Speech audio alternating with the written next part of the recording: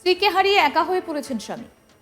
যে বাচ্চা কোল আলো করে এই পৃথিবীতে চোখ মেলল, কোথায় আনন্দ হবার কথা সেখানে বিষাদের সুর বইছে।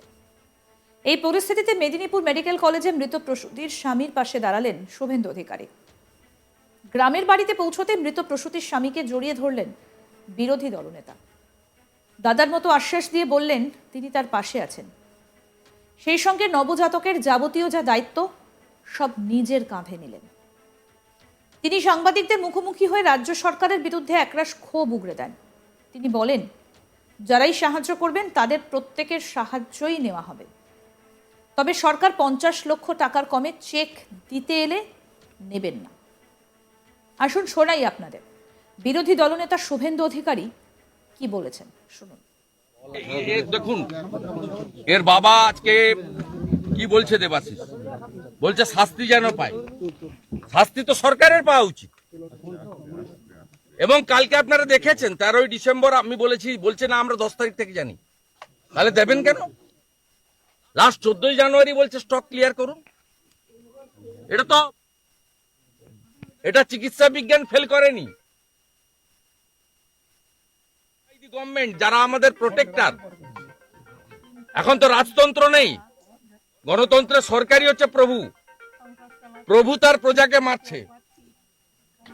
মুখ্যমন্ত্রী এখন প্রেস কনফারেন্স করছেন। লক্ষ্মীর ভান্ডার দিয়ে কি হবে? লক্ষ্মীকে যদি কেড়ে নেন তো স্যালাইন দিয়ে, এখানে তো একটা লক্ষ্মীকে কেড়ে নিলেন আপনারা, কে দেবে উত্তর?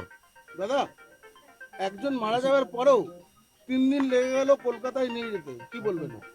একজন মারা গেছে প্রসূতি, হইচই হয়েছে বলে আপনারা দেখিয়েছেন বলে সবাই বিক্ষোভ করছে, প্রতিবাদ করছে বলে হয়েছে?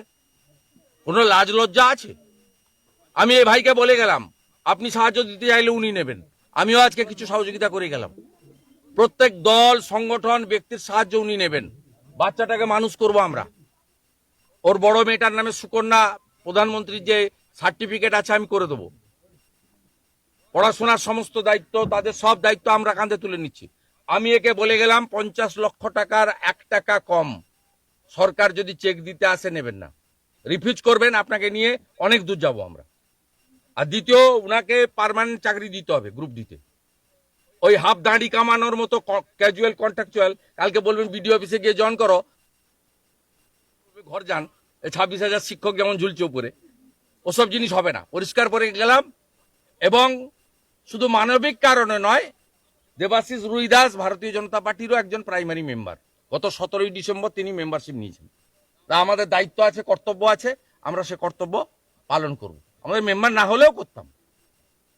এবং এতদিন টনক নড়েনি। আমি আসার আগে নেতারা এখানে এসে খোঁজ করছে ও আছে কিনা ঘরে। 2 গাড়ি পুলিশ এসে খোঁজ করছে। আমি পুলিশকে পর্যন্ত জানাইনি, মেসেজ দিইনি। বললে কি করতো, ওকে তুলে নিয়ে গিয়ে বিডিও ডাকছে, ডিএম ডাকছে বলে বসিয়ে রাখতো যাতে আমার সঙ্গে দেখা না হয়। এই যে তঞ্চকতা, এ ক্ষমার অযোগ্য। আমরা এই দেবাশিস শক্ত আছে, অনেক দূর যাব। আমরা এই লড়াই করব, দোষীদের শাস্তি চাই। মুখ্যমন্ত্রী এখন বলছেন সব দোষ প্রায় ডাক্তারদের। সব দোষ মুখ্যমন্ত্রী, যেহেতু তিনি স্বাস্থ্যমন্ত্রী। দাদা মুখ্যমন্ত্রী এবং এই আরএলএস স্যালাইন সেন্ট্রাল স্টোর থেকে উনি পাঠিয়েছেন। মুখ্যমন্ত্রীকে কাড়েনি, এসপিকে কাড়েনি, করেনি। মারা গেছে 3 জন মৃত্যুর সঙ্গে। এবং গত ডিসেম্বর মাসে, আমি 10 তারিখ ডিসেম্বরের 10-এর আগের কথা ছেড়ে দিলাম, 10-এ জানার পরে কালকে তো অন রেকর্ড অ্যাডমিট করেছে স্পেশাল সেক্রেটারি যে 10ই ডিসেম্বর জেনেছি, ওটাও তো প্রামাণ্য। তারপরে কত হাজার লোকের গায়ে স্যালাইন দিয়েছেন, সে সংখ্যাটা কি লক্ষাধিক হবে? Primary health centre, block health centre, sub division hospital, district hospital, medical college, PG, NRS, RG Kar সহ কলকাতা স্টেট হসপিটাল, সব মিলিয়ে কতজনকে দিয়েছেন তার তালিকা প্রকাশ করুন। কিডনি নষ্ট হতে শুরু করবে, তখন বলবেন ওর সুগার আছে, ওর ক্রিয়েটিনিন বেশি, ওর গ্লুকোমা আছে, এইসব বলে কেটে পড়বেন। কিন্তু আপনি যে ড্যামেজ করে দিলেন কিডনিগুলো হাজার হাজার মহিলা রুগীদেরকে, গর্ভবতী মায়েদের,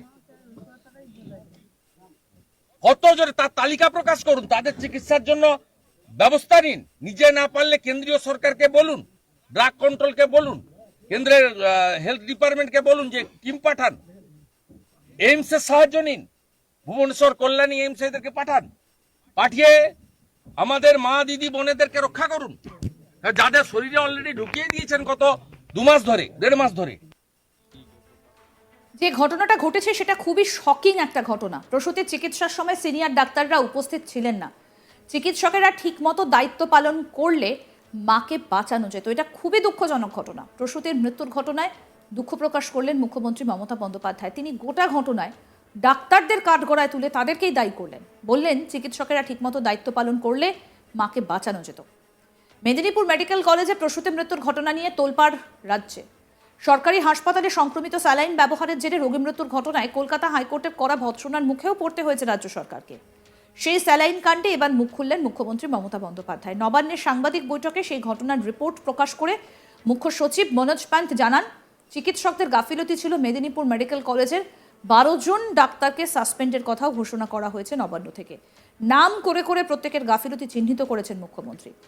এদিন নবান্নে মেদিনীপুর মেডিকেল কলেজে প্রসূতি মৃত্যুর ঘটনায় তদন্ত রিপোর্ট পেশ করে রাজ্য।